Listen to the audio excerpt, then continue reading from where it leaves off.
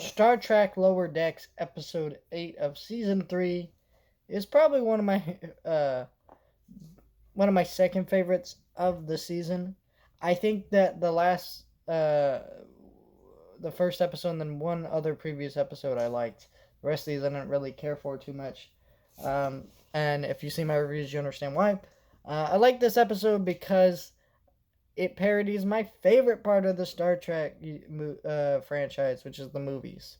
I've always said that if you like Star Trek, everything you like about Star Trek you owe to those original movies, because the series did a great job of, setting up this universe, showing us characters like Spock and Kirk, but it was only the movies that furthered those characters, that really developed those characters. It gave us the Klingon language.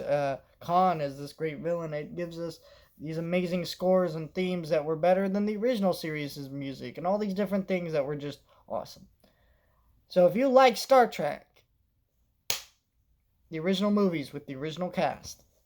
And so this episode was a lot of fun because a lot of the parodies were really cool.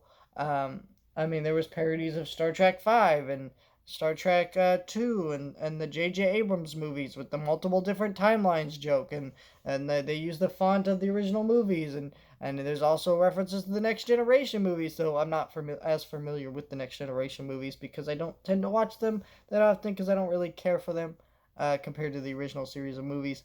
But however, this was just a great time in terms of what it did with the parodies, and a lot of the jokes got to me. There's a couple jokes that were stinkers and didn't really feel like Star Trek, but that's normal with this show. I think this is more what I wish the show would be. Um, Not so much like a workplace comedy in the Star Trek universe where they're not doing a great job parodying or doing anything with Star Trek. I think I like the I like the attempt here, but really, at the end of the day, this is what I want this show to be: a fun parody of Star Trek that's animated and goofy and has a little fun to it. You know, I could ignore a lot of the problems with the show if it did that, but it kind of doesn't do that, and it has a lot of problems. But still, every once in a while, the show can surprise me and crack out a pretty decent episode.